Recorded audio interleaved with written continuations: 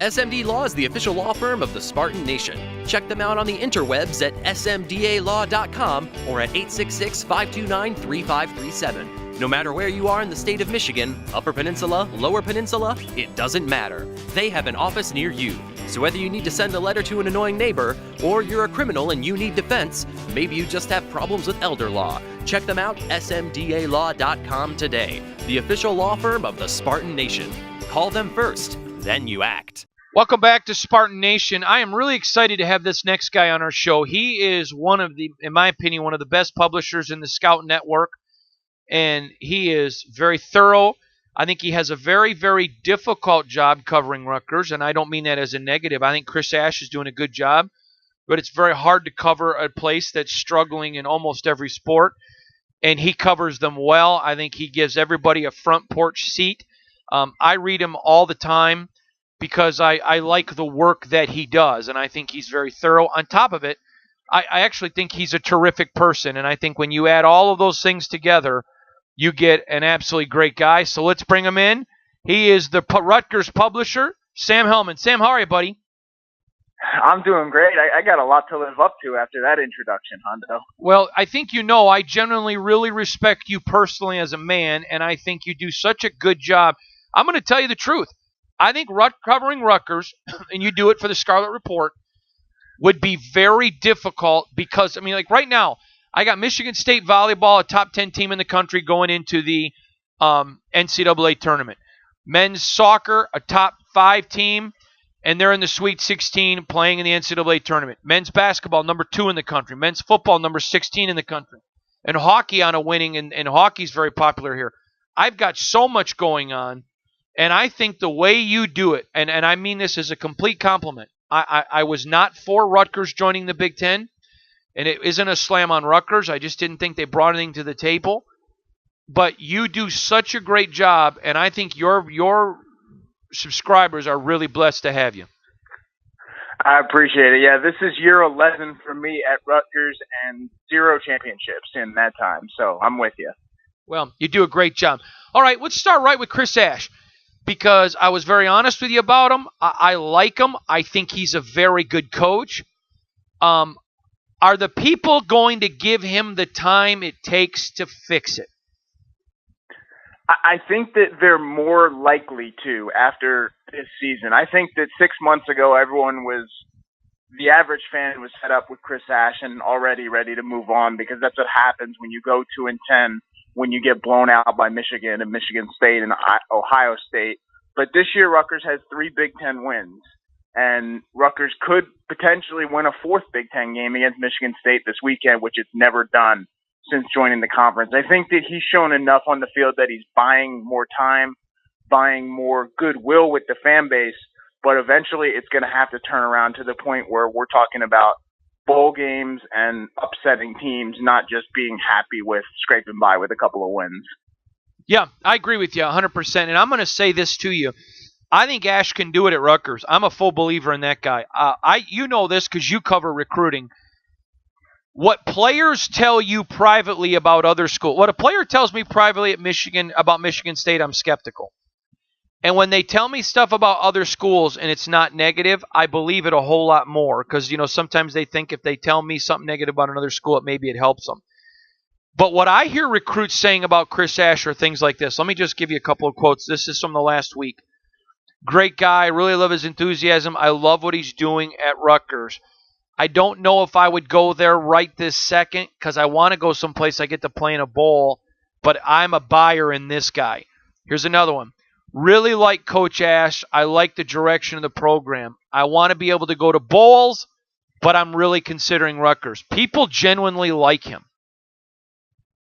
They do, and I think it starts with they see how hard he works. Chris Ash works his tail off, and of course most coaches work hard, but Chris Ash really does go the extra mile when it comes to being in the film room or trying to connect with a kid. Or, he had options. Chris Ash had other options for his first head coaching job, and he went out of his way to choose Rutgers, which, Hondo, Rutgers is not an attractive coaching destination, especially with the way that the last coaching change went down. But he chose Rutgers for a reason, and I think that when he explains to recruits and to parents, more importantly, when he's telling parents why he wanted to coach at Rutgers instead of some other jobs, I think that really hits home with kids because they see it as a guy that's not afraid of a challenge. Yep, I agree with you. I have no argument there. And you know what? And you're right. Chris Ash could have went a lot of places. I think it says something about him. You know, Mark D'Antonio and I were talking about this one time, and I agree with Mark. It says something about a coach who's willing to go someplace that's losing. Because it says, okay, you know what? I'm up for this fight. I want to go somewhere. Hey, anybody can take the job at the Patriots. Belichick will have set the table and win. But when you throw into the mix, all of a sudden now, you know, you go someplace where they haven't won, they're perennial failures, where the administration is a dumpster fire, and they were at the time. I'm not saying they are now, or had been in the past, excuse me. I think it says a lot about him as a person. Would you agree with that? I do, and I think that trickles down to recruiting because there's always going to be recruits in the New Jersey area, a guy like Rashawn Gary or Jabril Peppers from a few years ago that he doesn't want to do the challenge. He wants to put in his 3 years and then move on to the NFL. But then there's other recruits that Chris Ash is attracting that do embrace the challenge, that do want to play in front of their friends and family.